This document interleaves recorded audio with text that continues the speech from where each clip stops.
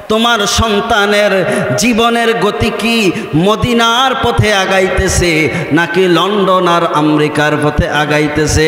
তুমি নাকটা নিয়ে ঘুমাও, অপর রুমে তোমার সন্তান মোবাইলে ব্লু ফিল্ম দেখে জিনার ভিডিও দেখে রে গোলাম।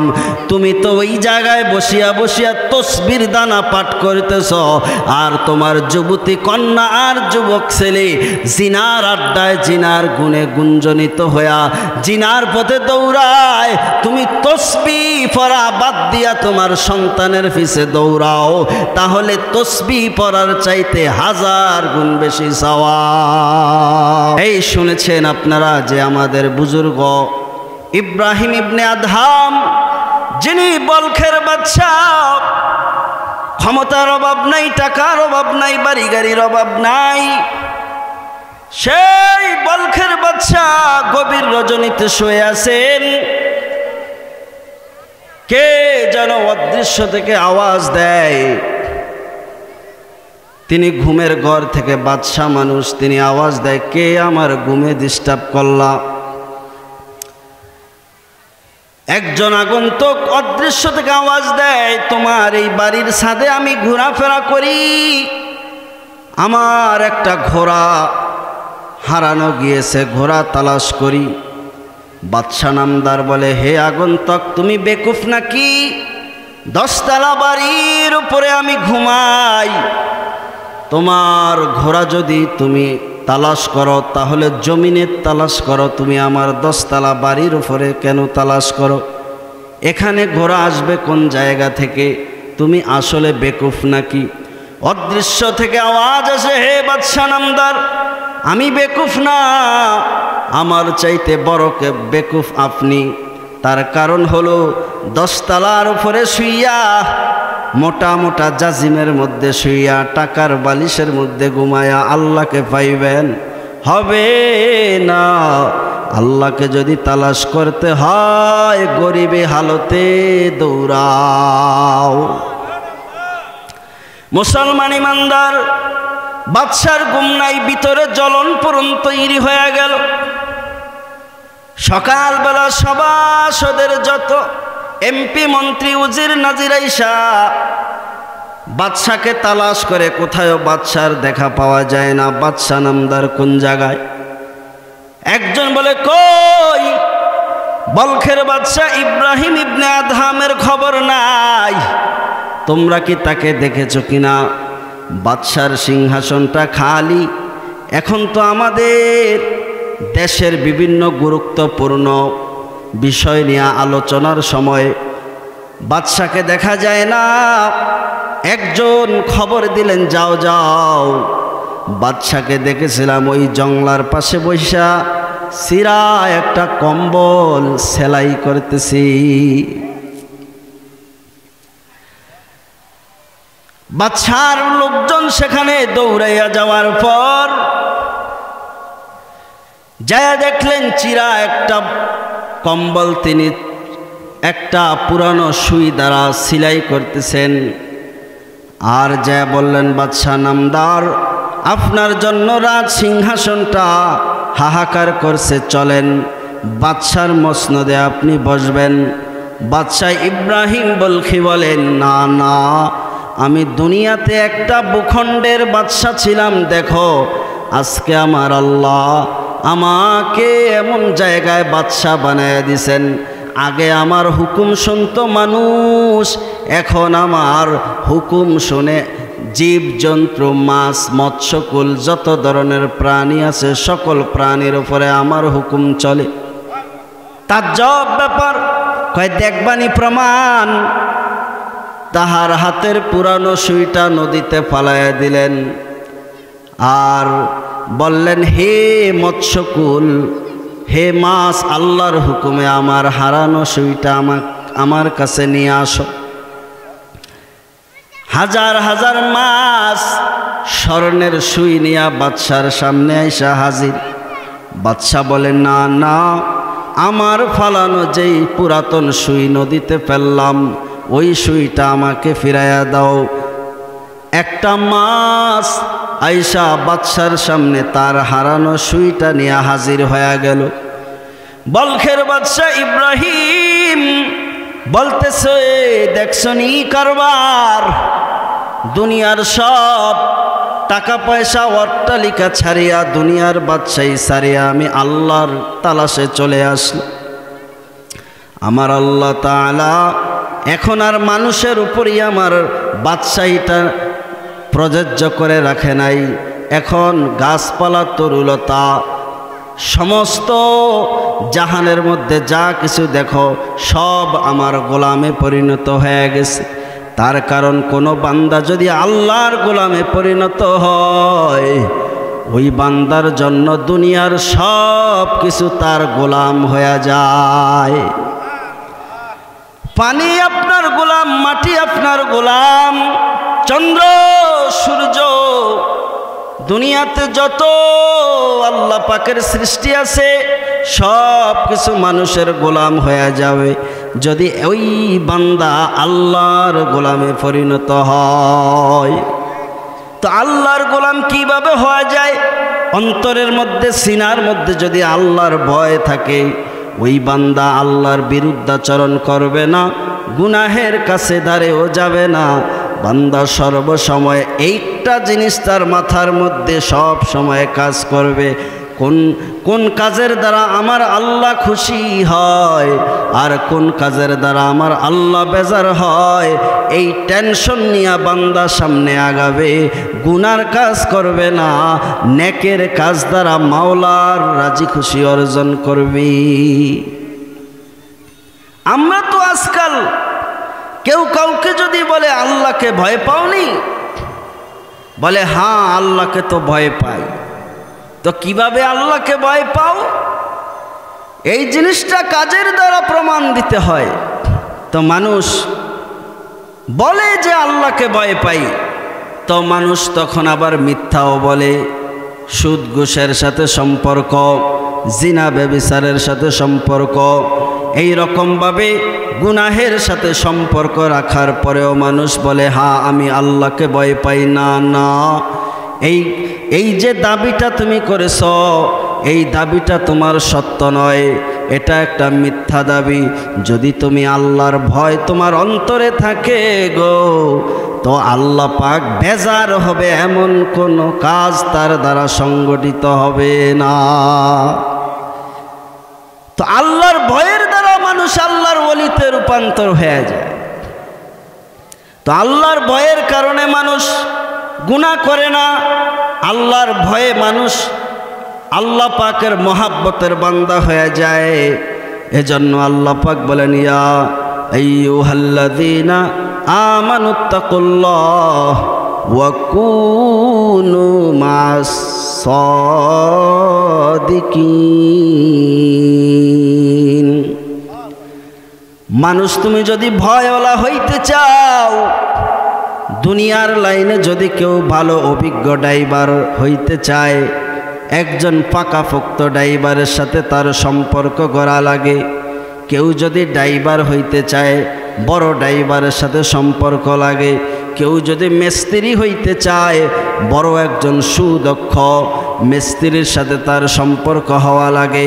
কেউ যদি পাইলট হইতে চায়, আকাশপথে ঘুরবে, তো ওই বান্দা পাইলট হওয়ার জন্য যা দরকার তা তার অর্জন করতে হবে। কেউ যদি দুনিয়াতে বহুত বড় বড় কারিগর হইতে চায়, বড় বড় কারিগরের সাথে আগে তাদের অ্যাসিস্ট্যান্ট হওয়া লাগবে, তাদের সাথে সহবত লাগবে। এজন্য কবি বলেন, সহবতে লেহ কুনাত সালেহ তোরা, সহবতে তলেহ তোরা তলেহ কুনাত। এক জমানা সোহবতে বা আউলিয়া বেহতারদ সদ সালে তো বেরিয়া। তুমি যদি নেককার হইতে চাও, আর একজন খাঁটি আল্লাহওয়ালা নেককার বান্দার সাথে তোমার সম্পর্ক করা লাগবে, সহবত লাগবে। তার কারণ একজনের সহবতের দ্বারা ভিন্ন মানুষ প্রভাবিত হয় না। আতরের দোকানে গেলে যেমন নাকি আতর যদি তুমি ক্রয় নাও করো, ক্রয় না করার কারণে, আতরের দোকানে যাওয়ার কারণে আতরের ঘ্রাণ তোমার নাকের ডগায় লাগে। আবার বাথরুমের মধ্যে মানুষ যাওয়ার কারণে বাথরুম করবে না, এই জন্যই গেল, তারপরেও তার নাকের ডগায় বিনা পরিশ্রমে ওখানের দুর্গন্ধ লাগলো। কিন্তু দুনিয়ার মানুষ যদি ভালো হইতে চায়, আল্লাহওয়ালা হইতে চায়, তাহলে আরেকজন আল্লাহওয়ালার সাথে সম্পর্ক করা লাগবে।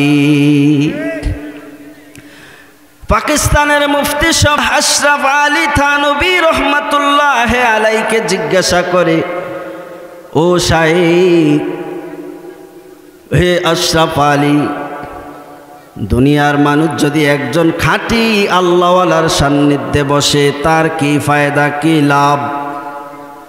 আশরাফ আলী থানভী রহমাতুল্লাহ আলাই বলে, হে শফি,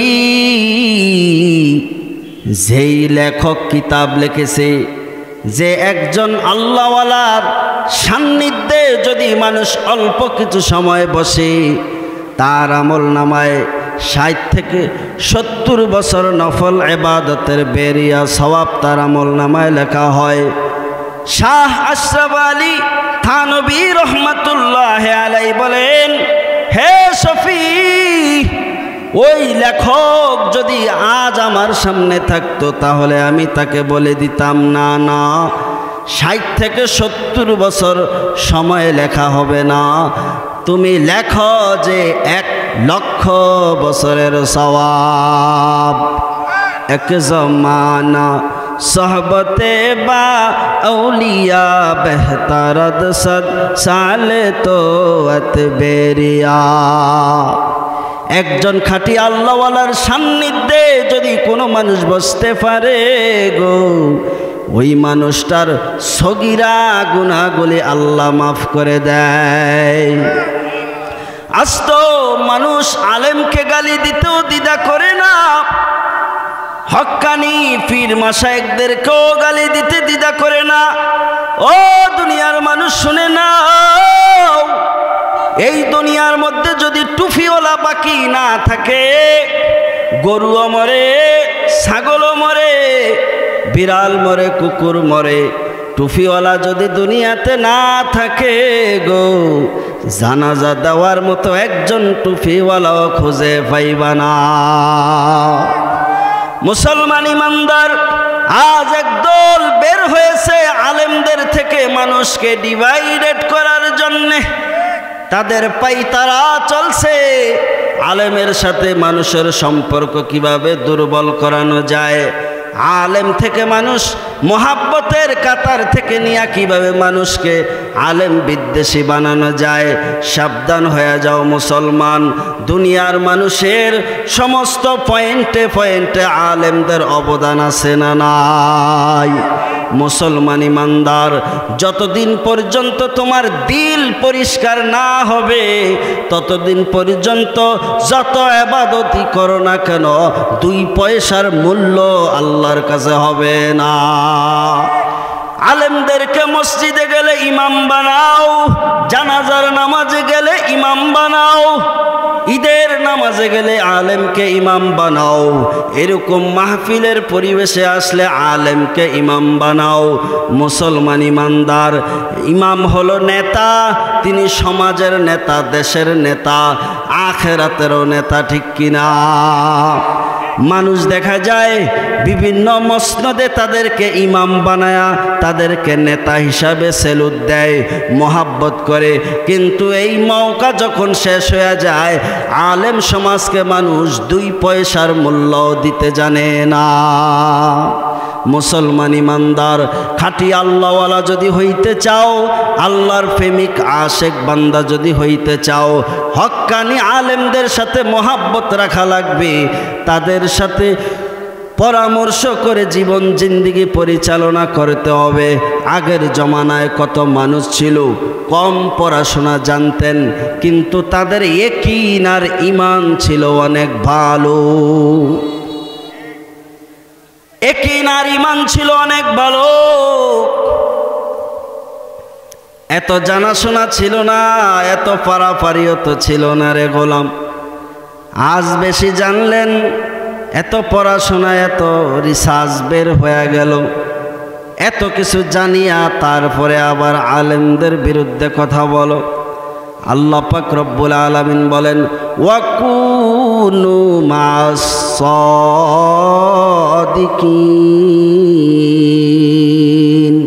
নেককার সালেহ যারা, আল্লাহওয়ালা যারা, নেককার বান্দা যারা, তাদের সঙ্গী হইয়া থাকো।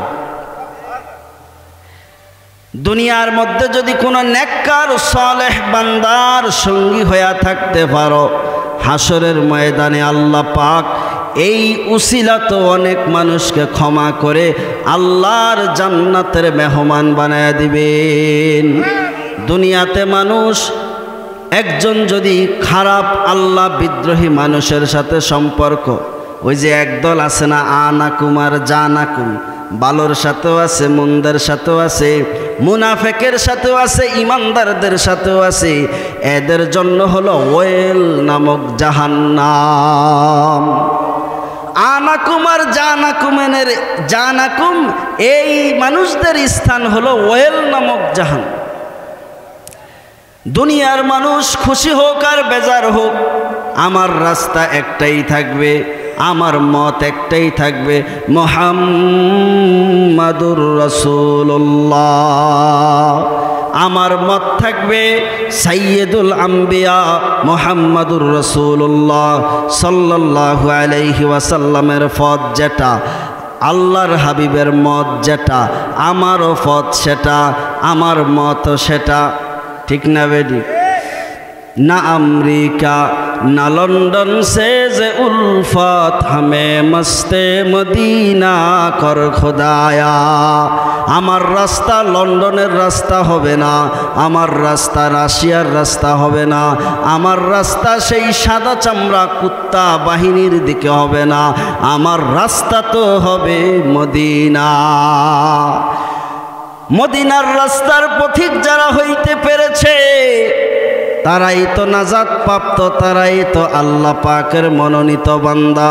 এরে নবীর উম্মতের দল, দুনিয়ার চাকচিক্যর দিকে কেসরা কায়সারের যেই দুনিয়াবি উন্নতি, আল্লাহর নবী সাহাবী হযরত ওমর ফারুক রাদিয়াল্লাহু তাআলা আনহু নবীজির ঘরের মধ্যে অনুমতি নিয়ে প্রবেশ করলেন। নবীজি এত সুন্দর, যেই জমানায় যেই নবীজি দুনিয়াতে প্রেরিত হয়েছে, ওই নবীজির চাইতে সুন্দর, ওই নবীজির চাইতে এত লাবণ্যময় সৌন্দর্যওয়ালা মানুষ দ্বিতীয় আর একজন ওই দুনিয়াতে ওই সময় আর থাকে না। আল্লাহর নবী এত সুন্দর, তিনি শুয়ে আছেন খেজুরের চাটাইয়ের মধ্যে, খেজুর পাতার মধ্যে। ওমর দেখলেন পয়গম্বরের পিঠ মোবারকের মধ্যে খেজুরের পাতার দাগ বসে আছে। ওমর কান্না করে চোখের পানি ফালায়া বলতেছেন, ইয়া রাসূলুল্লাহ,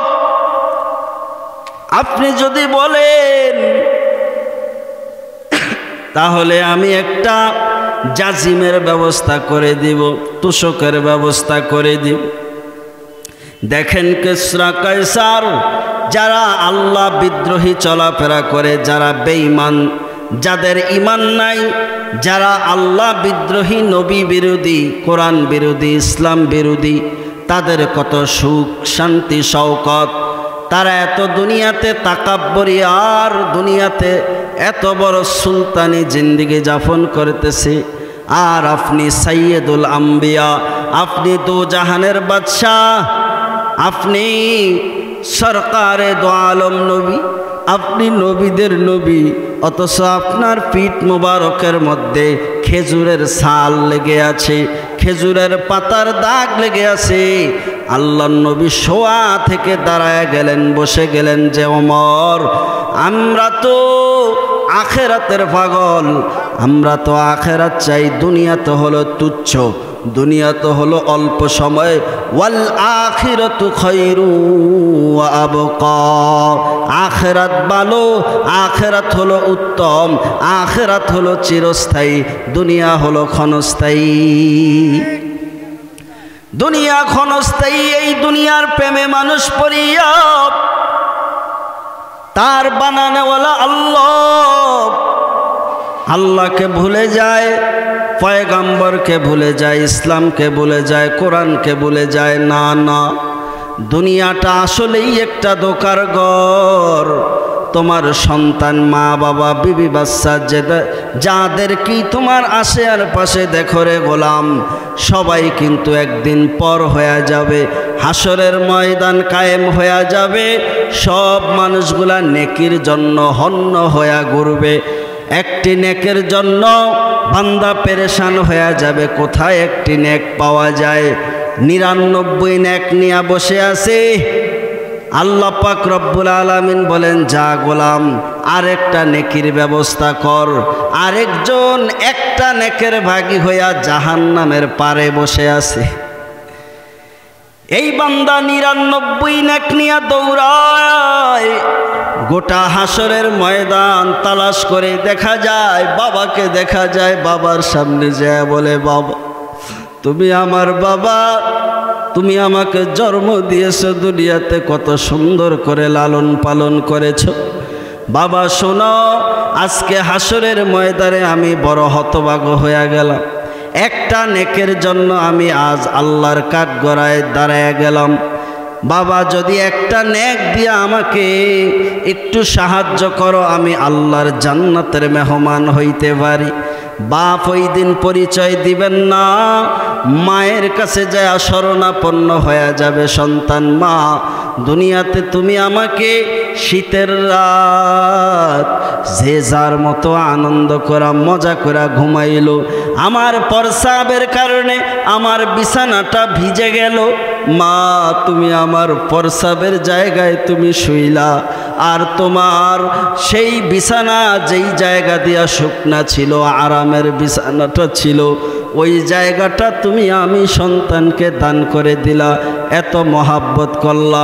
মা, একটা নেকের জন্য দুনিয়ায় আমি এই সারা হাসরের ময়দানে ঘোরাফেরা করতেছি। মা, একটা নেক যদি দাও তাহলে আমি আল্লাহর জান্নাতের মেহমান হইতে পারি। মা বলবে, না না, দুনিয়াতে আমার তো কোনো বিবাহ শাদী তো হয় না, তুই কে, দূর হ। তার কারণে এমন একটা ভয়ঙ্কর সময়, সবারই তো নেকের দরকার। কে কোন অবস্থায় আল্লাহর কাছে ধরা খেয়ে যায়, মা তাকে নেকটা দিবেন না। ভাইয়ের কাছে যাবে, ভাই দিবেন না। বোনের কাছে যাবেন, বোনও তো দিবেন না। সারা হাসরের ময়দান ঘুরিয়া ফিরিয়া যখন অপারগ হয়ে যাইবেন, হঠাৎ করে দেখবেন আরেক বান্দা জাহান্নামের পারে বৈশা বৈশা কান্না করে। যায়া ওই বান্দা বলবে, হে ভাই, অনেকক্ষণ যাবৎ দেখলাম গোটা হাসরের ময়দানে তুমি পেরেশানি করতেছো, দৌড়াইতেছো, কি ব্যাপার আমাকে একটু বলো। সে বলবে, আর কি লাভ, হে ভাই, আমার মা তো আমার এই সমস্যা সমাধান করতে রাজি হলো না, বাপ রাজি হলো না, ভাই বোন রাজি হলো না, তোমার কাছে বলিয়া কি লাভ। সে বলবে, বলো দেখি কোন জায়গায় তোমার কি করা যায়। আমি তো শেষ হয়ে গেলাম, দেখি জাহান্নামে যাওয়ার আগে তোমার জন্য কোনো একটা কাজে আসতে পারি কিনা, সাহায্য করতে পারি কিনা। আল্লাহর বান্দা বলবে, ভাই আমি 99টা নেক নিয়ে ঘোরাফেরা করতেছি, আমার আল্লাহর ওয়ার্ডার, যদি তুমি একটা নেকির ব্যবস্থা করতে পারো, 100 নেক নিয়ে আসতে পারো, তোমার জন্য জান্নাতের তালা খুলে যাবে। এখন এই বান্দা মনে মনে ভাবতেছে, আমি তো শেষ, আমার তো আর জাহান্নাম ছাড়া উপায় না। এই বান্দা 99 নেক নিয়েই যাইতে পারলো না, তো আমি একটা নেক নিয়া আমার দশা কি হবে। যাক, তুমি কাঁদিও না, দুনিয়াতে তো আর ভালো কাজ করে আসতে পারি নাই, তো আখিরাতের জীবনে যেহেতু আইসা গেছি, একটা ভালো কাজ করি। জাহান্নামে তো এমনি পথ দিছি, পরে যাব, তো যাও ভাই, তোমাকে আমি এই একটা নেক তোমাকে হাদিয়া দিয়া দিলাম। তো এই বান্দা তো খুশি হয়ে গেছে, সে দৌড়ায় মালিকের কাঠগড়ায় দাঁড়ায় গেছে। আল্লাহ আমি খুশি হয়ে গেছি, আমাকে জান্নাতে যাওয়ার পারমিশনটা দিয়া দেন। তো আল্লাহ পাক বলবেন তুই নেক পাইলি কোথায়? সে এখন বর্ণনা দিতে থাকবে যে আল্লাহ মা বাপের কাছে নেক চাইলাম, পাইলাম না, সন্তানাদি ভাই বোন কত আত্মীয় স্বজন রিলেটিভ কত রক্তের মানুষ দুনিয়াতে চলাফেরা করেছে, আনন্দ করেছে, আল্লাহ তারা তো কেউ আমাকে এই মুসিবতের দিনে সাহায্য করল না। এমন একজন গোলাম দেখেছিলাম যে জাহান্নামের পারে বসিয়া কান্না করে হাউমাউ করিয়া, আল্লাহ শেষ বেলায় ওই ভাই আমাকে একটা নেক দ্বারা সাহায্য করেছে। আল্লাহ পাক রব্বুল আলামিন বলবেন হে গোলাম, আল্লাহ পাক রব্বুল আলামিন বলবেন হে গোলাম একলাই কি জান্নাতে চলে যাইবি? যেই ভাই তোকে এই মুসিবত থেকে নিজেকে তোকে হেফাজত করে দিয়েছে, ওই ভাইকে ফালায়া তুই জান্নাতে কিভাবে থাকবি? যা যা ওই বান্দাকে তোর সাথে নিয়ে আবার সামনে দাঁড়ায়া যা। ওই বান্দা চলে যাবেন, ওই যে জাহান্নামের পারে বসে বসে একটা নেক নিয়ে কেঁদেছিলেন, এখন তো তাও নাই, এক নেক তো তারে দিয়া দিলেন। সে যাইয়া ওই জাহান্নামের পার থেকে ওই বান্দাকে ধরে আল্লাহর সামনে দাঁড়ায় গেল। এখন আল্লাহ পাক বলবেন হে গোলাম, তোর হায়াতের জীবনে একটা নেক কি তো তোর ছিল, তুই আবার এই নেকটা তাকে দিয়ে দিলি কেন? বান্দা বলবে আল্লাহ, এই ভাই যদি 99 নেক থাকার পরেও তোমার নাজাত না পাইতে পারে, আমার একটা নেক দ্বারা কিভাবে নাজাত পাইব? তবে আমার দ্বারা যদি একজনের উপকার হয়, কল্যাণ হয়, আমি দয়া কইরা তাকে নেকটা দান করে দিলাম। আল্লাহ পাক বলবেন হে গোলাম, তুই একজন মানুষ, আমার একজন গোলাম হইয়া যদি দয়া করতে পারস, তাহলে আমি আল্লাহ কত বড় কত মহান। যা যা আমি আল্লাহ তোদের দুইজনকে আমি দয়া করিয়াই পার করে দিলাম। ভালো সম্পর্ক যদি দুনিয়াতে থাকে, কবরের জীবনে, হাসরের ময়দানে, ফুলসেরাতের ময়দানে যদি কেউ আবার আটকায়া যায়, ভালো মানুষের সহবতের কারণে, দেখা সাক্ষাৎ উঠা বসার কারণে এই উসিলা মানুষ নাজাত পায়া যাবে। এরে নবীর উম্মতের দল, খলিফাতুল মুসলিমিন, ইসলামের প্রথম খলিফা হযরতে আবু বকর সিদ্দিক রাদিয়াল্লাহু তাআলা আনহু, তিনি নামাজের শেষে ফুফায়া ফুফায়া কান্না করে হাউ মাউ করে চিৎকার দিতেছে। আল্লাহর নবী বললেন হে আবু বকর, আপনি কান্দেন কেন, কান্না করেন কেন, কোন জিনিস আপনাকে কাঁদায়?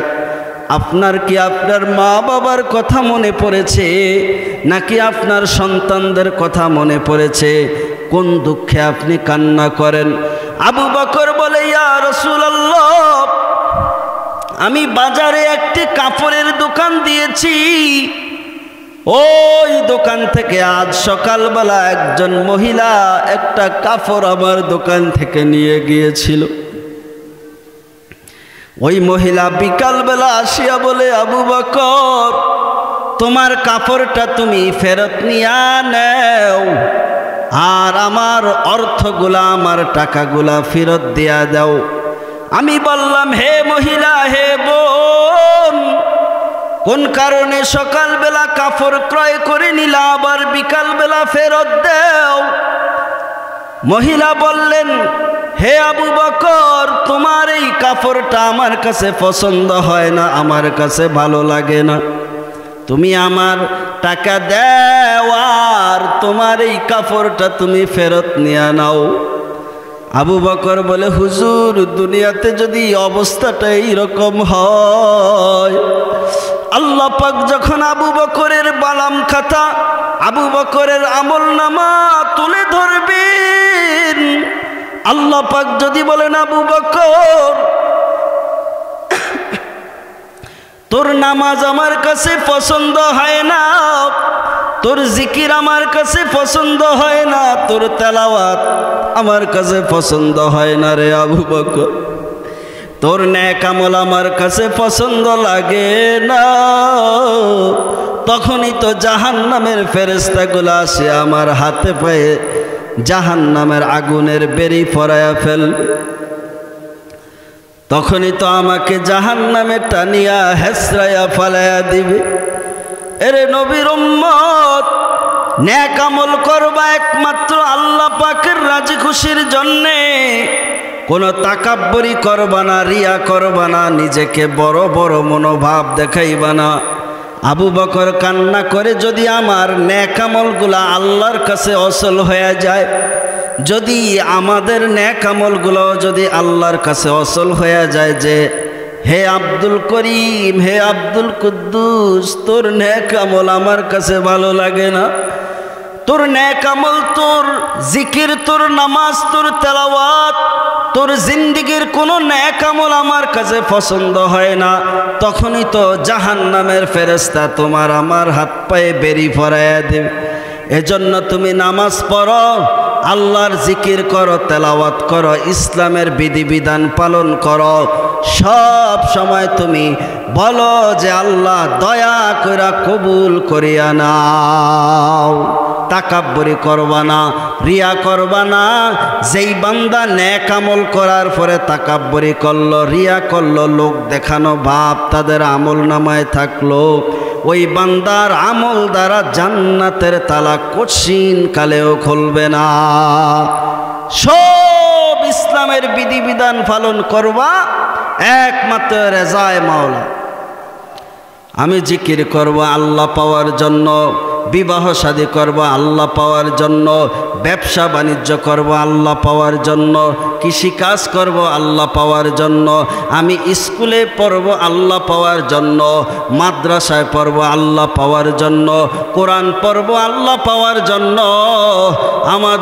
আমাদের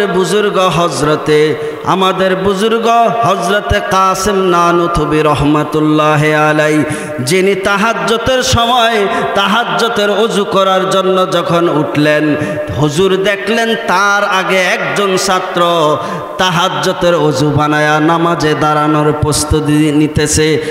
কাসেম নানুতুবি রহমাতুল্লাহ আলাই কান্না করিয়া সেজদায় পড়ে গেলেন।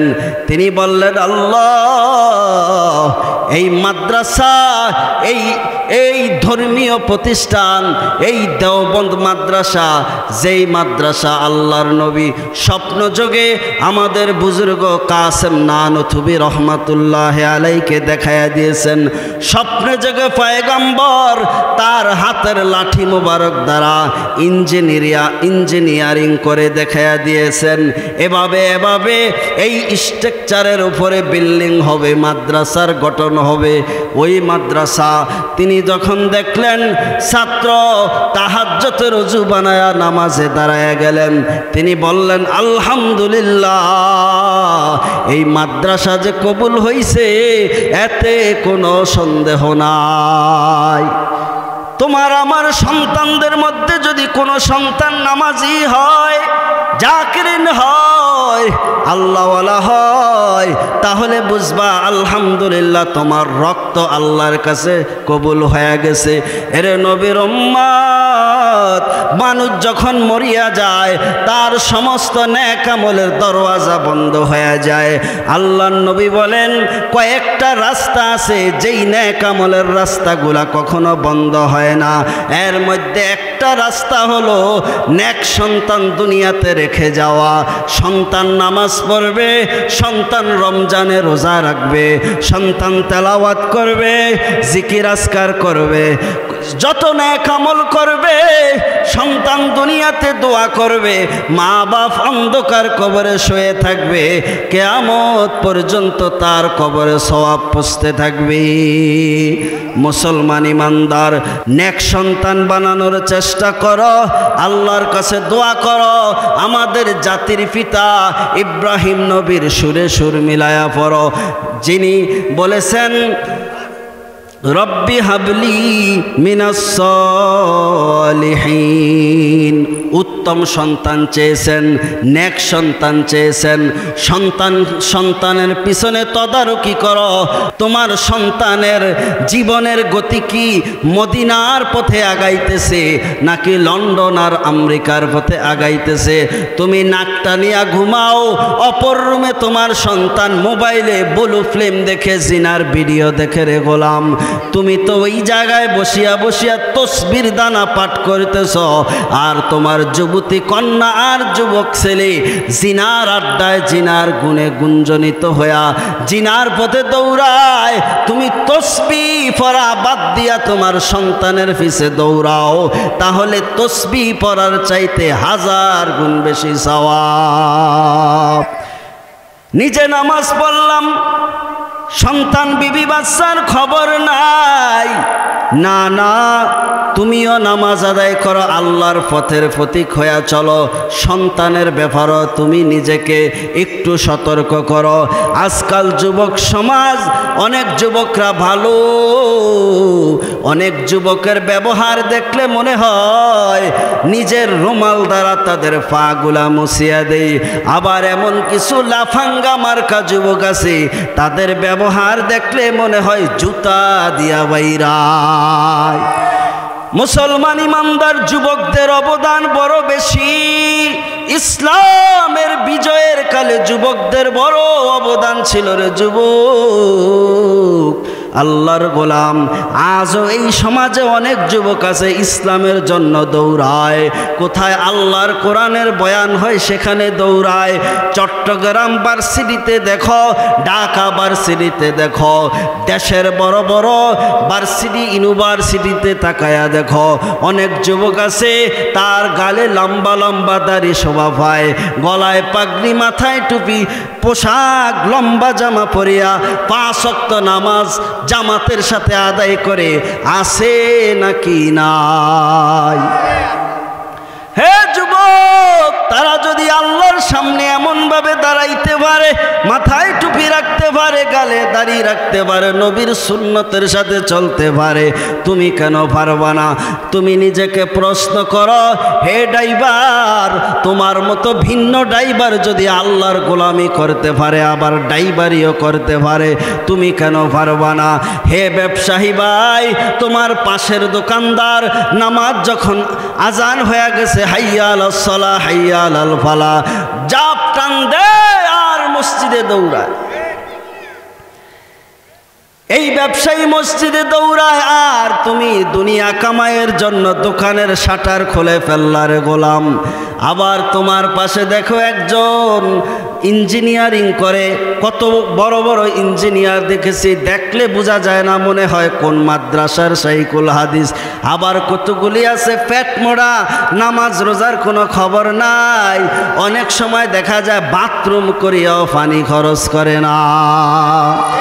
মুসলমান ইমানদার, মুসলমানের চলাটা হবে এক ধরনের, মুসলমানের চলাটা হবে এক ধরনের নকশা অনুযায়ী হবে, মুসলমানের চলাটা হবে এক ধরনের আল্লাহ পাকের পছন্দনীয় চলা। তার কারণ হিন্দু বৌদ্ধরাও খায়, দুনিয়ার বেজাতিরাও খায়, মুসলমানরাও খায়। তাদের খানা আর মুসলমানের খানার তরিকা কি এক? তফাত আছে না নাই? হিন্দু আর বেদিন বেঈমানদের দুনিয়ার জিন্দেগির হালত একরকম, মুসলমানদের আরেক রকম। তফাত আছে না নাই? মুসলমান এমনভাবে চলতে হবে, পয়গম্বর বলে দিয়েছেন একজন মুসলমানের জন্ম থেকে মৃত্যু পর্যন্ত পুরাটাই নেক আমলের ব্যবস্থা। মানুষ ঘুমাবে, হে মুসলমান ইমানদার, তুমি ঘুমাইবা, সেখানেও মুসলমানই একটা তরিকা আছে না নাই? মানুষ গোসল করবে, অজু করবে, জামা কাপড় বানাইবে, ব্যবহার করবে, মুছ কাটবে কিভাবে, দাড়ি রাখবে কিভাবে, কাপড় চোপড় পরিধান করবে কিভাবে, জুতা পায়ে দিবে কিভাবে, একটা মুসলমানি তরিকা আছে না নাই? চুল কাটবে কিভাবে, নবীজির তরিকা আছে না নাই? যদি থাকে, আজকাল দেখা যায় কত যুবক ভাই, কত ভাই বন্ধু আছে মাথার মধ্যে উন্দুর বান্দর কাটিং করে, আসে না? মুসলমান ইমানদার। আল্লাহর নবী বলেন, মান তাশাব্বাহা বিকৌমিন ফাহুয়া মিনহু। যেই বান্দা দুনিয়ার জমিনে যেই ধর্মের রঙে রঙ্গিলা হইয়া জীবনকে সাজাইল, মুসলমানের ঘরের সন্তান হওয়ার পরেও হাসরের ময়দানে সে যদি হিন্দুকে অনুসরণ করে তার হাসর হবে হিন্দুর সাথে। তার চলাফেরা যদি বৌদ্ধের সাথে মিলে যায় তার হাসর হবে বৌদ্ধের সাথে। তার চলাফেরা যদি খ্রিস্টানের সাথে মিশে যায়, মুসলমানের সন্তান হওয়ার পরেও তার হাসর হবে খ্রিস্টানের সাথে। মুসলমান ইমানদার, সর্ববিষয়ে আল্লাহর ভয় নিজের মধ্যে বিদ্যমান রাখো। ইয়া আইয়ুহাল্লাযীনা আমানুত্তাকুল্লাহ ওয়া কুনু মা'আস সাদিকিন। ই কালামে জিন্দা কুরআনে হাকিম, হিকমতে উলায়া জালাস্তু কাদিম। মুসলমানের চলার মধ্যে, মুসলমানের জিন্দেগির মধ্যে শান্তি আছে না নাই? সারা দুনিয়ার বেঈমানরা, বড় বড় দার্শনিকরা নবীজির প্রতিটা সুন্নতকে, নবীজির প্রতিটা আদর্শ নিয়ে তারা রিসার্চ আরম্ভ করে দিয়েছে। আমরা অজুর সময় মেসওয়াক করে কি করি না? তারা মেসওয়াক নিয়ে তারা রিসার্চ করেছে। তারা দেখছে মেসওয়াক করলে দাঁতের মাড়ি ভালো থাকে, দাঁত শক্ত হয়ে যায়, পাকস্থলী সুস্থ থাকে, খাওয়া দাওয়ার যন্ত্রর পাওয়ার বেড়ে যায়। তারা দেখছে আখেরাতে তো ফায়দা আছেই, দুনিয়ার লাইনে মানুষের স্বাস্থ্যের দিক দিয়া মেসওয়াকের দ্বারা অনেক ভালো হয়, সুস্বাস্থ্য হয়, সুস্বাস্থ্য পাওয়ার একটা ব্যবস্থা হয়ে যায়। এখন দেখা যায় দুনিয়ার কত বেঈমানরাও মেসওয়াক করা আরম্ভ করে দিয়েছে। তারা ভাবতেছে টুপি কেন লাগায় মুসলমানরা? কিছু কম জাত মুসলমান আছে যে টুপি লাগাইলে নাকি মাথা গরম হয়। মুসলমান ইমানদার যারা দুনিয়াতে টুপি লাগায়া হার হামেশা মাথায় টুপি রাখবে, নবীর সুন্নত, যেই দিন হাসরের ময়দান কায়েম হয়ে যাবে গো, আজকে দুনিয়াতে দেখতেছ একটা সূর্যে আলো দেয়, হাসরের ময়দান যখন কায়েম হবে 12টা সূর্যের মুখ যখন আল্লাহর হুকুমে সব ঠিক হয়ে যাবে, সূর্যকে আল্লাহ বলবেন, হে সূর্য, তোমাদের মধ্যে যত কিরণ আছে, আলো আছে, তাপ আছে, সব ছেড়ে দাও। জমিনটা তামায় পরিণত হবে, মানুষের মাথার মগজগুলো টকবক করে লাফাইতে থাকবে। সবাই বলবেন, আল্লাহ যদি জাহান্নামী হই জাহান্নামে দেও, যদি জান্নাতি হই জান্নাতে দিয়া দেও। আর হাসরের ময়দানের কষ্ট সহ্য হয় না। এরে নবীর উম্মত, নবীর সুন্নত যদি মাথায় রাখো, ওই দিন একটা ছায়ার ব্যবস্থা হয়ে যাবে। যারা এখন দুনিয়াতে খালি মাথায় চলো, কেউ যদি বলে নামাজে আইসো, মাথাটা খালি কেন রে বাবা, টুপিটা কোন জায়গায়, ধমক দিয়া ফেলে। টুপি ছাড়া কি নামাজ হয় না? কয় কি কয় না?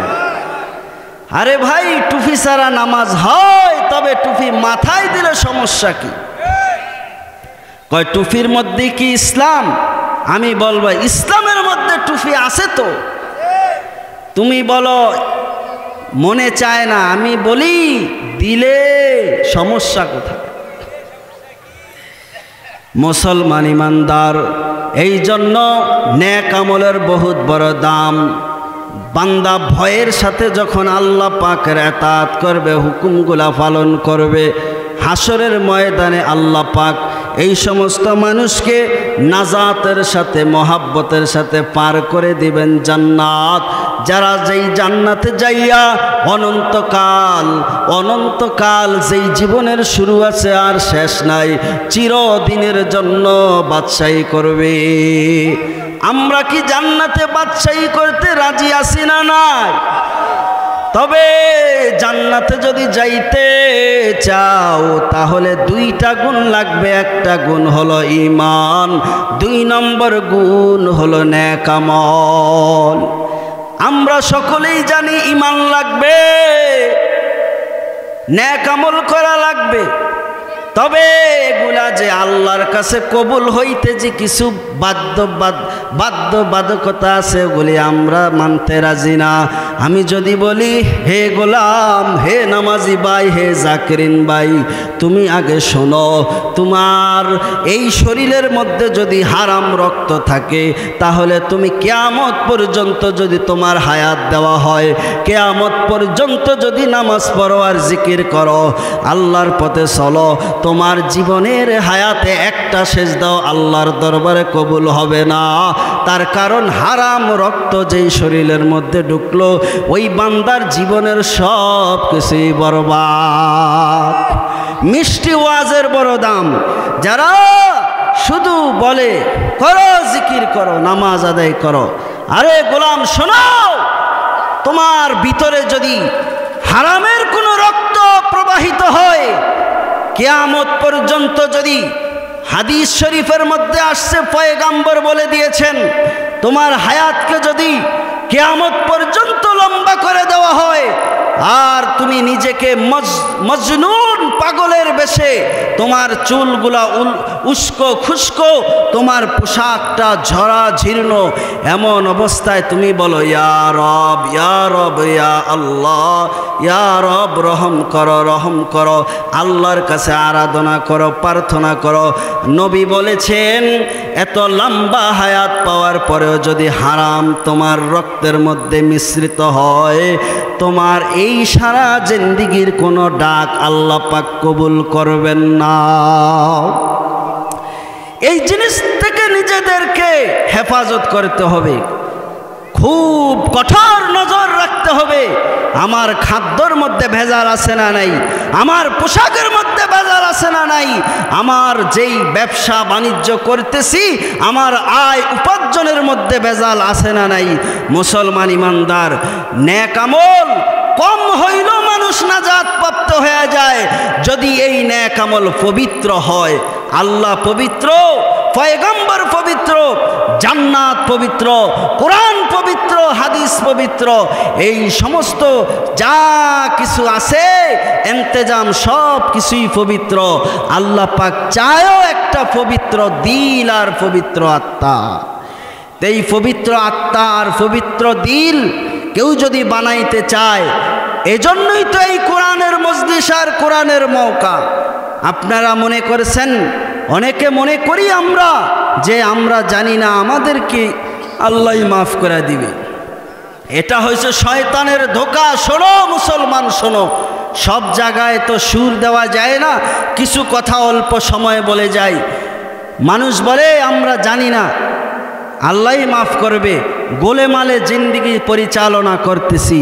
পৃথিবীর মধ্যে এমন জায়গা আছে, এমন জায়গা ছিল, এমন গহীন গুপ্ত জায়গা ছিল যেখানে মানুষ আছে কিন্তু কোনো সাহাবায়ে কেরাম, কোনো পীর পয়গম্বর সেখানে আল্লাহ পাকের একাত্মবাদের দাওয়াত নিয়ে পৌঁছতে পারে নাই। হাসরের ময়দান কায়েম হয়ে যাবে, তখন তাদেরকে আল্লাহর কাঠগড়ায় দাঁড় করানো হবে। যে বান্দা নামাজ পড়েছো, না আল্লাহ পড়ি নাই, হালাল পথে চলছো, না আল্লাহ চলি নাই, আমার হুকুম মানছো, না আল্লাহ মানি নাই, তোমাদের যুগে যেই নবী দুনিয়াতে আসছিল তার এতাত করছো কিনা, না আল্লাহ করি নাই। কেন করো নাই বলো? তারা বলবে আল্লাহ, এমন কোন নবী, এমন কোন সাহাবী, এমন কোন আলেম, এমন কোন ধর্মীয় মানুষ আমাদের কাছ পর্যন্ত পৌঁছতে পারে নাই। আমাদেরকে আপনার একাত্মবাদের দাওয়াতটা তো আমাদের কাছে পৌঁছাইতে পারে নাই। আল্লাহ, আমরা তো জানি না, এই জন্য তোমাকে মানতে পারি নাই। আল্লাহ পাক বলবেন, হে গোলাম, তোমরা ওই জায়গায় থাকিয়া খাওয়া দাওয়া করছো কিনা? হ্যাঁ আল্লাহ করেছি। তো এইটা চিনলা কেমনে? বাচ্চা কাচ্চা হয়েছে কিনা? হ্যাঁ আল্লাহ হয়েছে। তো এইটা চিনলা আবার কেমনে? দুনিয়াদারি সব জিনিস নিয়ন্ত্রণ মোতাবেক করছো কিনা? হ্যাঁ আল্লাহ করেছি। তো এইটা চিনলা কেমনে, জানলা কেমনে? খানা কি কাঁচা খাইছো না রাধিয়া খাইছো? আল্লাহ রাইন্দা খাইছি। তো এগুলা কেমনে জানলা?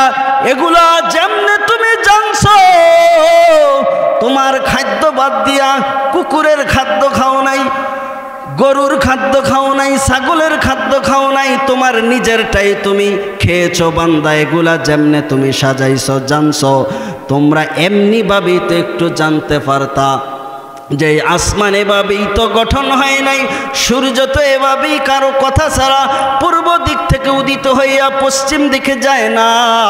এগুলা একটু ভাইবা চিন্তা করিয়া তো আমি আল্লাহকে সেজদা দিতে পারতাম। যা যা আমার সাথে বড় গাদ্দারি করে ফেলছস, আমার নিয়ামত খাইছত, আমার দুনিয়াতে চলাফেরা করছত, আমার সূর্যের আলো তোরা গ্রহণ করেছিলি, আমার অক্সিজেন ব্যবহার করেছিলি, আমার পানি ব্যবহার করেছিলি, আমার দুনিয়ার নাজ নিয়ামত ব্যবহার করেছিলি, আমি আল্লাহকে তালাশ করে বাহির করতে পারস নাই। যা যা ফেরেশতা এদেরকে বাদ দিয়া আগুনের মধ্যে ফলাইয়া দাও। আরে ওদের কাছে যদি কোনো দাওয়াত না যাওয়ার পরেও তাদেরকে জাহান্নামে যেতে হয়, আমাদের কাছে কত আলেম ওলামা আসে, কত হক্কানি পীর মাশায়েখ আসে রে বাবা। এত জানা শোনার রাস্তা এত সহজ, তারপরেও আমরা জানতে রাজি নাই, মানতে রাজি নাই। বলো কোন উসিলা দিয়া পার পাইবা? আল্লাহ পাক রব্বুল আলামিন আমাদেরকে দুনিয়ার জীবন আল্লাহ পাকের মনোনীত জীবন হিসাবে কাটায়া দুনিয়ার থেকে